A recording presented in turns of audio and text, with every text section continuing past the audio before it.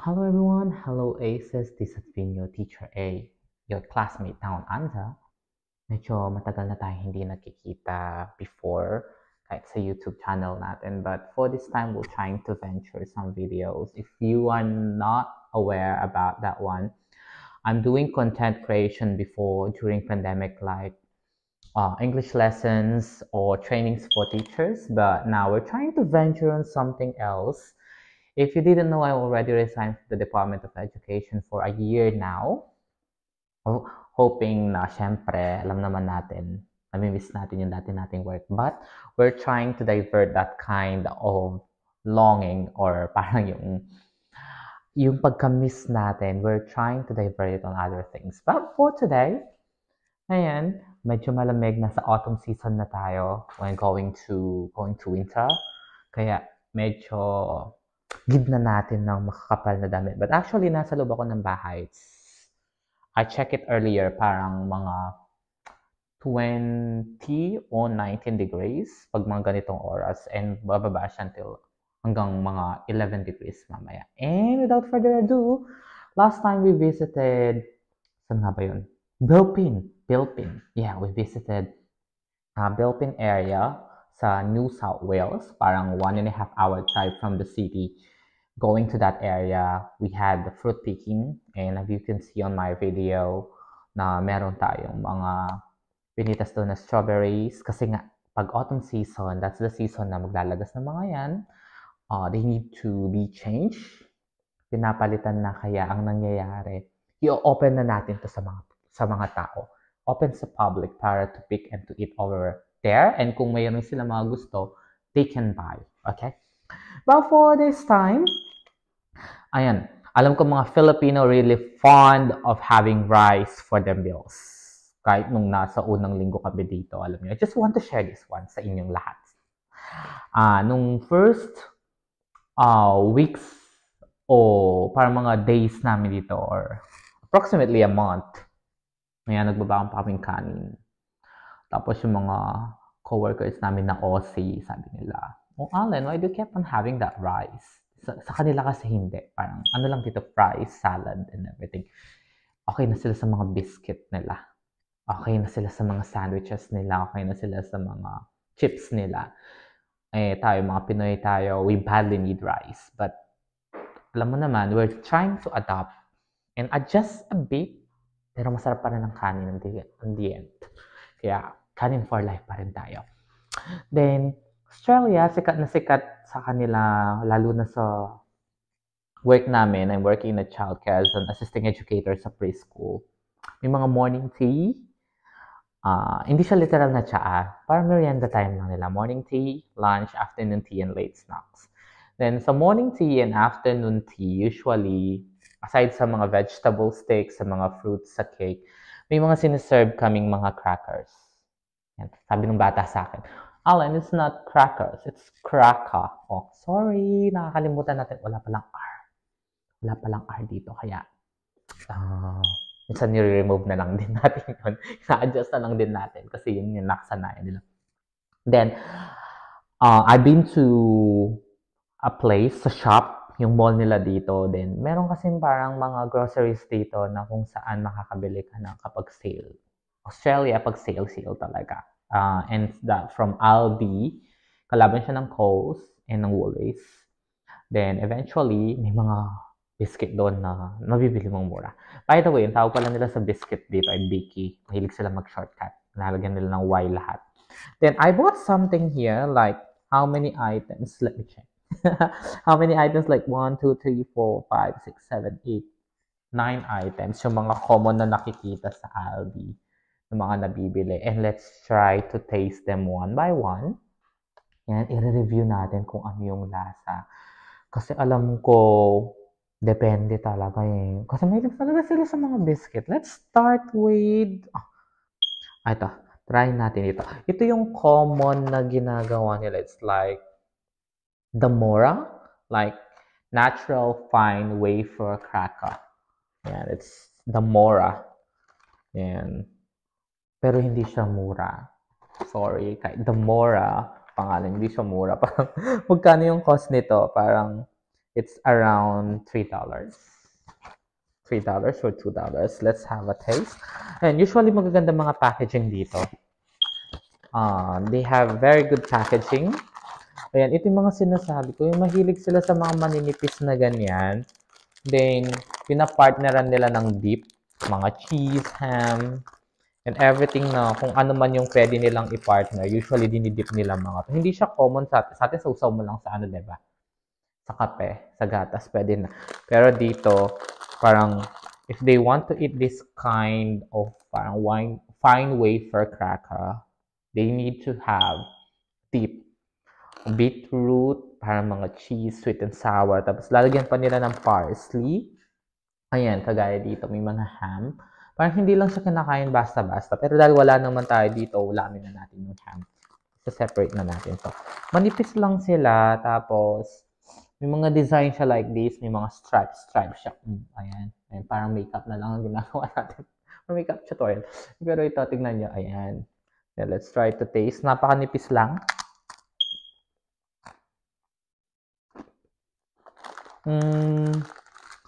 Kaya pala, ng mga Australian, dinidip nila ito kasi kaya siya lasa.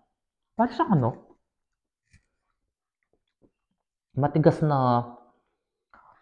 na form ng sa mga Catholic. Sorry po. Kapag nagsisimba ka, yung ostia, yung bilog na binibigay sa'yo ng pare. Same ng lasa. Ano siya katabang. Ang pinagkaiba lang niya, medyo crunchy siya. Actually, crunchy talaga siya. Ayan. Kaya, ang purpose siguro nito, kaya crunchy siya, probably, kapag dinip mo siyang ganun, kahit liquid yon, kahit medyo moist siya, hindi siya gaanong parang mabibend ka agad or ano yon, parang hindi siya matatapon ka agad or parang pwede mo pa siyang scoop ng scoop.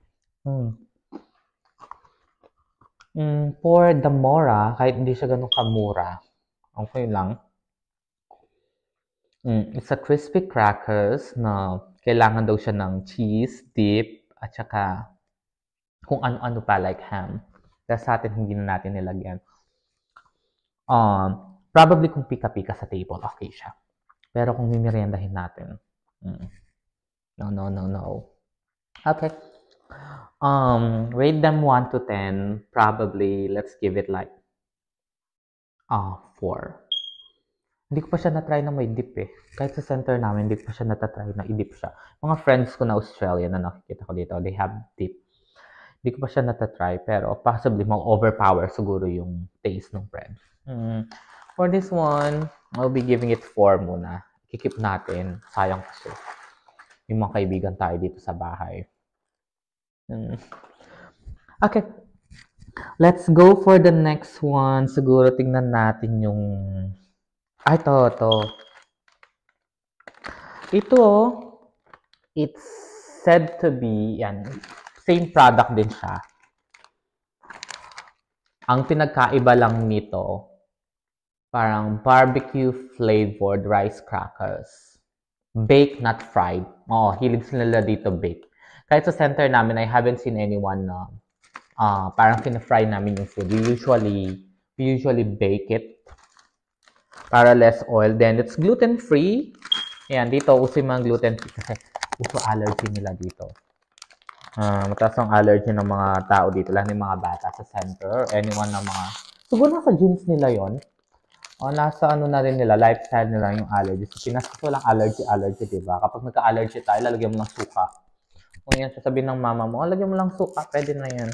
Pero dito hindi. Kung may allergy ka talaga. This one is gluten-free.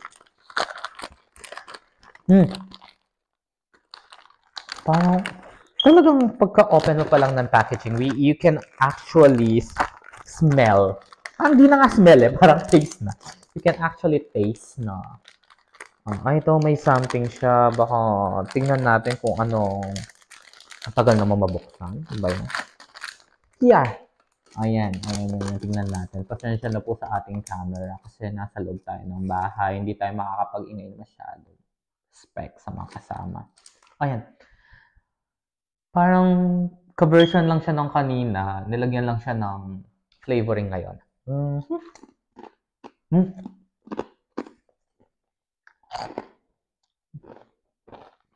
Parang ASMR na lang ata ang gagawin ko next time.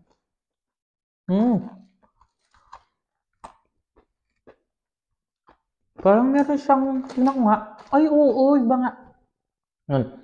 Yung nakikita niyo mga dots na yan, para silang, kaya nga rice cracker, parang mga tidbits sila ng rice. Kapag na-bite mo yun, meron talaga siyang rice. Malalasahan mo talaga. Rice cracker talaga siya. Barbecue flavored.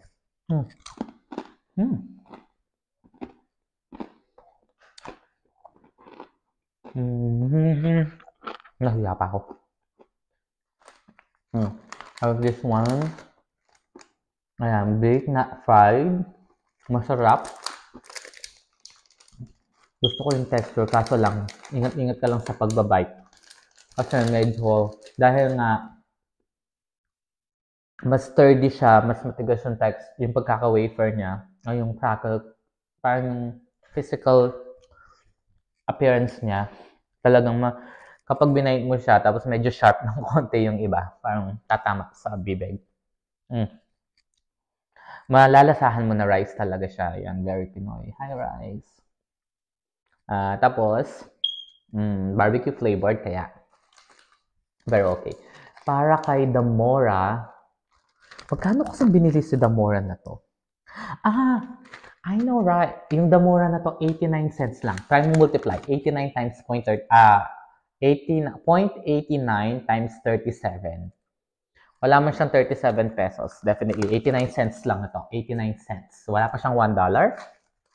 Compare dito, yung isang brand niya na, syempre may box social, baka box na punta yung ibang presyo. Pero dito, yan, marami na siya, like 100 grams for just 89 cents. Ito, pwede mo pa rin sugong i-partner sa dip, pero mga light dip na lang. Kasi flavored na siya. For this one, I'll give it 7. Yan. Kung over 10 tayo, parang nag-rate talaga tayo. It will be 7. Okay. Then, meron pa siyang isang version. Same lang. Siyempre, pipili tayo mura lang. Diba? Ayan. 100 grams din. Rice cracker. Gluten-free. Pero, baked not fried. Baked not fried. That's alright. Then, cheese flavored. Ayan, dito ako na yung spelling ng mga flavor. Yung flavored. Sabi sa akin ng Australian leader. Sabi niya, Alan, use the British. Use the Australian English. Huwag mong gagamitin yung American English. Okay. Ayan, yung mga flavored, mga extra use. Parang, mas mabango yung barbecue. Siguro dahil nga, di ba, usually naman kapag barbecue flavor tayo, yung mga nabibili natin, mas overpowering talaga yung nila. Nakaka-overpower talaga yung amoy. And definitely, ayan, sorry po, hindi pa naaalis-alis. Hirap nga lang alisin sa packaging. Ayan. Same yung structure niya. Kung titignan natin, let's try to see the structure. Ayan, same yung structure niya. Meron pa siyang mga cheese sa labas. Ayan, powder talaga. Masama sa daliri. Sayang eh. Then, makikita mo yung parang yung mga parang naka-emboss. Hi, Nikki! Na-miss ko yung emboss na word na yan. Yung mga naka-emboss yan. Tapos, mga rice talaga. Actual rice pag tinikman mo. Okay? Sorry.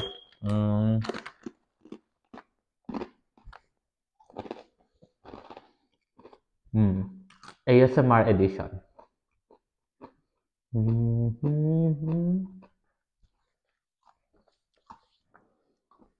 Cheese ring pa rin tayo. Hindi. Okay na. Hi, cheese ring. Namimiss ko yung mga cheese ring na yun. Sa cheese, hindi siya gaanong ma-cheese. Hindi mo malalasan gaano ang cheese. Pero maraming cheese dito. Pero, hindi ko alam. Baka hindi lang ganun yung palette ko sa cheese. Hindi mo gaano malalanaasan yung cheese. Pero marami pa rin siya. Ayan. Papakita ko. Hindi, saglit lang. Ayan, ganyan siya kadami. Yan. Pero sa mga bata, binibigyan namin yung hindi flavored. Kasi baka may allergy sila sa cheese eh. So ito, napakarami yan.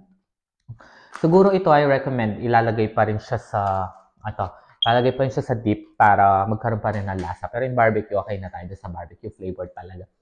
For cheese, kung kanina yung barbecue 7, parang cheese babaan natin ng konti. Hindi pasado sa cheese ring. Sa cheese ring flavor. Mga 6 na lang siguro tayo. Mga 6 na lang siguro tayo doon. And medyo savory yung nauna. O uso dito. Alam mo, yung mga bata dito, pag binibigyan namin ng mga crackers na ganyan, Alan, can I have the sweet one? Can I have the salty one? Parang the savory and the sweet side ng mga crackers dito. Kasi may mga tao na ayaw sa savory talaga, yung malasa. Ayaw din naman ng iba sa medyo sweet. Kaya, iba-balance natin. And next, we have Belmont. Ayan, laging maraming si Belmont dito. Hindi ko na nabili. Kasi medyo, next time na lang yun. Kapag naka-LL na tayo ng konti. Pero, ito, tsaga-tsaga muna tayo dito. Ito, wafer, of course. Ayan, naalala ko yung packaging ng mga sinaunang mga meals sa Pinas. Ayan. Ito, may iba't ibang flavor siya. Definitely. Pero ang nakuha natin ay vanilla. Tignan natin yung price niya dito. Ay, dala ko pa. Yung vanilla. Ay, ba't nawawala? Ay, ito. 79. Imagine 79. 79. Ano pala siya? $79. Like, 79 cents. 79 cents, sorry. Baka marinig ng iba. $79. Ang mahal naman. 79 cents. Wala pa pong $1. Kasi mga kinuha lang natin dito, mga walang $1 talaga. Mga walang $1 talaga mga kinuha natin. Kaya titignan natin. Anong titignan na tuloy? Titikman pala. Ba yan? Naku, nakakalimutan na yung mga senses. Of course, pag sinabing wafer, yan, dusty. Yun ang mga likabok. Dusty siya. Dusty. Ayan. Siyempre, tatayo natin kahit hindi naman paid ito. Kahit hindi naman siya paid endorsement. Ayan. ASMR. ASMR ba yun? Hindi ako sure eh. Mute lang tayo for today. Similar sa mga wafers sa Philippines na mga nabibili natin. Ito, malalasahan mo talaga yung parang cream niya. Kasi nung bata tayo, ganitong ginagawa natin. Uy, sorry, bawal palang gawin dito. Okay. Yung inaalis natin siya, tapos kukunin natin yung palang hindi dinaan natin.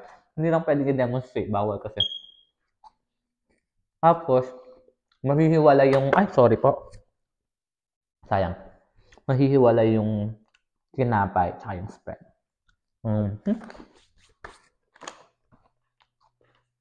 For this one, sa halagang 79 cents.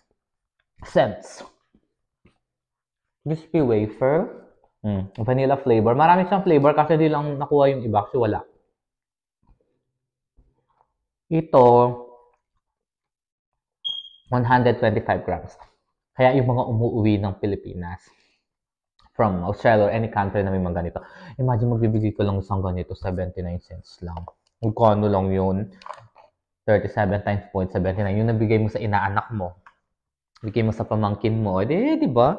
Nabigyan mo ng ganito, hindi nila alam. 79 cents lang. Pero ngayon alam na nila kung nanonood ka. Ayan, pero at least, hindi mo mabibiling ganito kabigat for just 79 cents. Babalik na natin kasi may mga kasama tayo na kakain na mamaya. Let's see for the next one. Nakailang minuto na? 20 minutes na pala. Pero kailang yan. Upload naman natin yan. And for the next one, ito. Belmont din siya, pero Scotch finger. Ayan. Tama na. Finger. Scotch finger. Yeah, let's try to open. Ilang grams siya? 250. Pero, $1.25. Times mo lang yun. Parang 1.25 times 37. Yun yung presyo niya. Ito medyo mga na siya. Almost 50 or 45 pesos. Pero ano naman, 250 grams. Kasi yung mga iba dito, ayan, lalagay natin sa harap para medyo naman may mga brand pa rin tayo sa harap. Baka kala ng mga ibang tao na ubos na natin. Yung iba kasi, nangyayari, parang tig 100 grams lang. Pero mga to, pero ito, sorry. Ibang ang hawakan natin yun. Pero ito, 250. Ito, alam mo ba yung naaalala ko dito? Yung kapag kinuha mo siya, you still remember nung panahon ng DSWD. Hi, Uncle Nick. Yung minimigay ng DSWD na masarap na parang ganitong style. Paano na lang po yung pangalan nun kung you still remember. Diba? Napakasarap nun eh. Kapag baha-baha. Kasi sa place po namin, laging bumabaha yan. Candelaria. Yan, tabing ilog. Ayan, tas tubig doon. Pahain kapag lalo na pag may bagyo. Namimigay ng ganitong DSWD. Diba? Napaka-generous. Ang bigat nila sa tiyan. Tapos talagang malalasahan mo yung parang bread talaga. Sasusaw yun. Yung dito po, ginagawa namin, sinasusaw namin sa gatas. Kaso wala lang tayong gatas ngayon. So, try natin.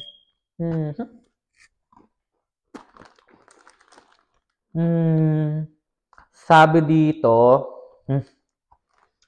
ang health star rating nyo ay 0.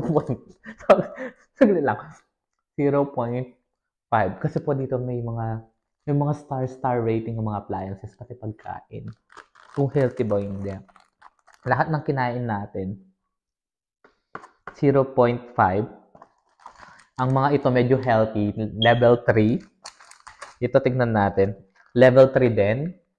Ayan, pero ito, 0.5. Kasama nito, 0.5.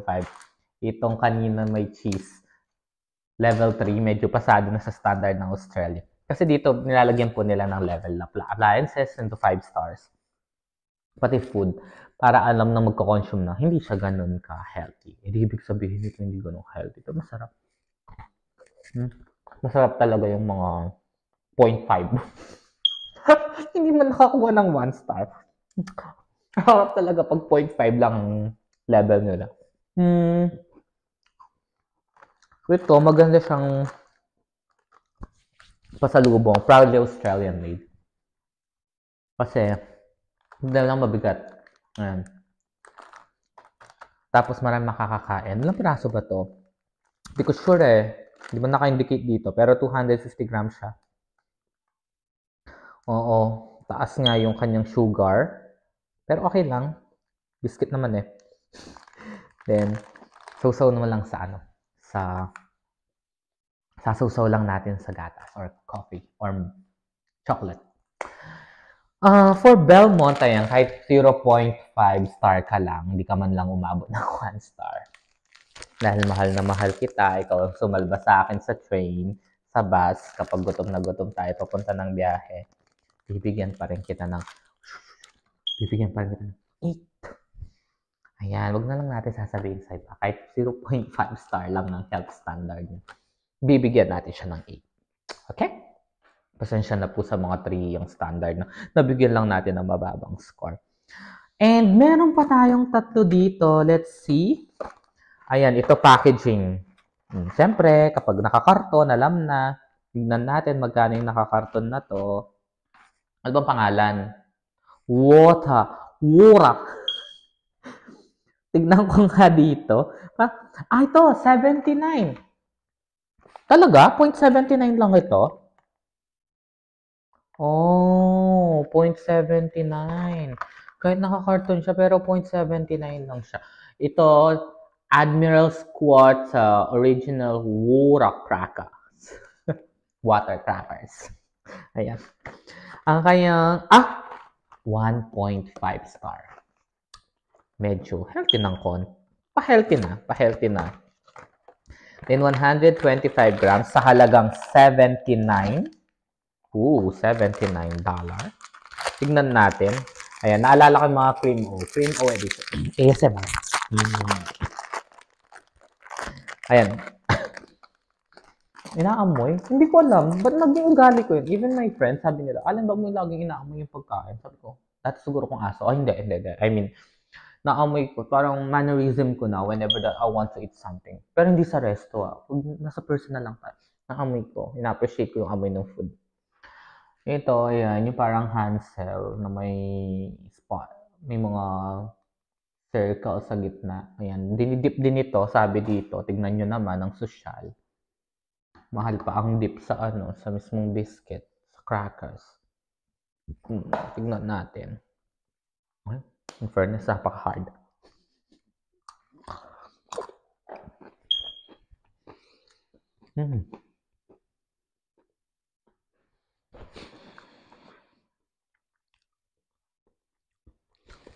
Alam mo yung biscuit na para may kausap no? Alam mo yung biscuit ng nasa timba, yung sa merry-go-round, yung nasa carousel, yung design niya. Ganun yung lasa, yung simple na ganito. Similar lang, matabang ng version nito. Yung kasi medyo pag hinawakan mo makapal ng konti, medyo oily siya kasi nilalabas niya yung parang butter. Pero ito, hindi naman. Napaka-smooth lang kasi lalagyan mo pa. Kaya dito matabang pagkain. Kasi lalagyan pa dip, para matabang din ng dip. Similar lang. For this one, 1.5 star. Ayan, 125 grams sa halagang 0.79. 79 cents. Times 37. Times 37. Packaging. Ayan, siguro bibigyan natin siya ng 6.5. Kasi kung hindi ka mahilig dun sa mga flavored, medyo ito sigurong pipiliin natin. Kung hindi ka mahilig sa mga flavored, baka ito yung kunin mo. Ang original Wara Crackers, Admiral's Quarters. Di ba? Walang R, ang daming R pa man din itong binabasa ko. Okay. Well, never mind that. 0.79 cents. And next we have, hinuli ko talaga. Kasi meron din kami ganito dun sa lalagyan. Hindi lang nakakain. Kasi nga, nalalasahan mo na dati ito sa mga center. Paborito ng mga bata. Pero dito, alam mo naman, mga Pinoy tayo, we usually have yung mga taste na iba. Kaya medyo huli natin.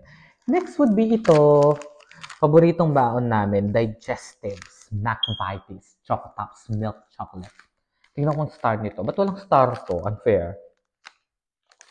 Ay naku, hindi nila nilagyan ng star. Ay, ba't ito walang star? Starless. Baka meron sa mga packaging nila, hindi ko lang nakita. Pero ito, like 100 grams. Uso dito 100 grams. Pero medyo mahal siya. Like, magkano? 1.59. 1.59, like $1.59 times 37, medyo almost 60, parang ganun. Or, almost parang ganun na, 50 plus na siya. Pero, ito, ang kagandahan niya, ang packaging pa lang, maliit na yan. Papasok mo lang yan sa bulsa mo, sa bag mo, or anywhere na pwede mo siyang lagyan. Then, let's try. Uy! Ito yun, Ito yung sinasabi ko. On the side, meron siyang bread. Tutok mo pa. Ayan na. Sorry, wala tayong magka-camera sa atin. Sariling sikap lang lahat ng mga videos natin dito. Then, ito. Meron siyang chocolate sa gitna. Pero alam ko may strawberry ito. Kasi yung kasama ko lang binibili strawberry.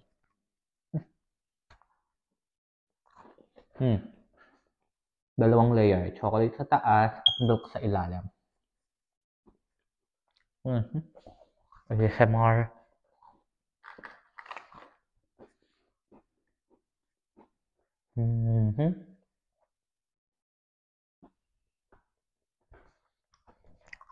Alam mo, digestive na. Diretso digestive system. Masarap milk chocolate. 100 grams. Madaling ilagay. Wala nga lang star. Tinatago ka ng star niya. Baka nasa karton. Hindi ko lang nakita. Then, price-wise lang yun. 1.59. Medyo Medyo expensive ng konti. Medyo mahal ng konti. Pero, okay siya. I'll give it 8.5. Kahit wala kang star, 8.5 ka sa akin. Kasi gaganyan mo na lang. Ito yung inaabangan naman kasama ko. Non-open natin. And for the last Bicky Cracker Cookie. Ayan. Bahala sila ng tawag. Tinapay lang sa atin. Sasusaw lang yan. Walang matigas na tinapay sa mainit na kape. Pero dito, deep. Diba yan? And this one from Arnott's. Yan, sikat na company. Tim Tam. Star rating. Wala nyo. Chocolate kasi. Chocolate pa lang kasi siya eh. Diba? Star rating. Star rating nito ay 0.5. Alam, wait lang. Gusto ko lang ito tumatawag mama ko. Mga later na lang. Ayan. 0.5. Siyempre, hindi healthy. Alam nyo na, pag di healthy, masarap. Hindi, just kidding with that one. Originally made with irresistible real chocolate. Hindi ko lang alam kung totoo, pero we do hope. Tinitignan ko yung grams niya eh. Kung sulit ba? 200 grams sa halagang $3.99. Ayan. $3.99. $4 times 37. Ito siya. Ito na tig 79.89 cents lang. Ito, mga 89 cents. $1 plus. $2 plus. Ito, $4. Imagine that. Pag binigyan kang ganito friend mo na galing ng ibang bansa, outing ka mo, special ka. Kasi $4 nun. Pero kapag binigyan ka na ng iba, be thankful na rin po. Ha? Mahirap kumita ng pera dito. Baka kala ng iba. Ito nga lang, makakabili na akong ano dito. Manok eh. And of course, ayan na po. Ilalabas natin. Of course, di-display natin. Baka marinig tayo. Ilang laman? Sa $4, ito lang ang laman niya. 1, 2, 3, 4, 5, 6, 7, 8, 9, 10, 11. Bakit 11 lang? Hindi mo lang ginawang 12. Pero that's alright. We'll try our best here. Ayan, sa shape pa lang niya. Chocolate covered. Makapal naman. Tsaka mabigat. Medyo mabigat naman siya ng konti.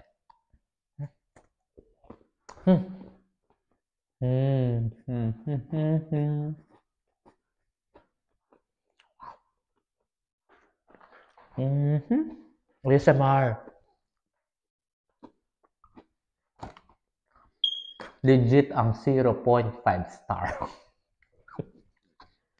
Healthy standard. Ang nutritional value, 0.5. Matamis. Totoong chocolate. Masarap. Kahit mahal. Tim Tam. Alam mo ba, lagi ko lang dinadaanan ito po. Sabi ko kasi, $4 ayong bilhin. Sabi ko, yung video ko, bilhin ko na, sabi ko. Ayan. Kapabili tayo 200 grams sa halagang $3.99. Multiply by 37. And yun na nga. Ang ating Tim Tam. For Tim Tam, syempre, bibigyan natin siya ng 9.5. Kahit mababa ang kanyang star sa health, masarap naman. Kaya 9.5 tayo. And there you go, mga ka-aces. Medyo natatagalan tayo sa pag-upload ng mga videos. Susunod, Vivid Sydney. Tignan natin kung kaya natin. Then for now, na-introduce natin yung iba't ibang mga crackers, Bicky, and mga cookies nila dito that usually they have for morning tea and afternoon tea. And it's kind of different sa culture natin sa Philippines. But of course, yung panlasa natin, mahuhook naman tayo. Trying to explore lang. Explore lang tayo. Hanap lang tayo ng sale. Mababang presyo. Tapos, ayun na. Bilhin na. Tapos, kapag hindi gusto, that will be okay. Pag naman nagustuhan natin, i-remember na natin yan. Lagay na natin sa note natin. And there you go, Aces. Thank you so much for waiting. Yung naghintay na matagal. And also for watching. Please share this one. And try to comment kung alin yung gusto ninyo sa mga to. I'll try to write the names sa description natin para in case na gusto niyo i-search mo ngayon or hindi, or pag nag-travel kayo in different places na gusto niyo hanapin, or in Philippines meron mga yan, definitely.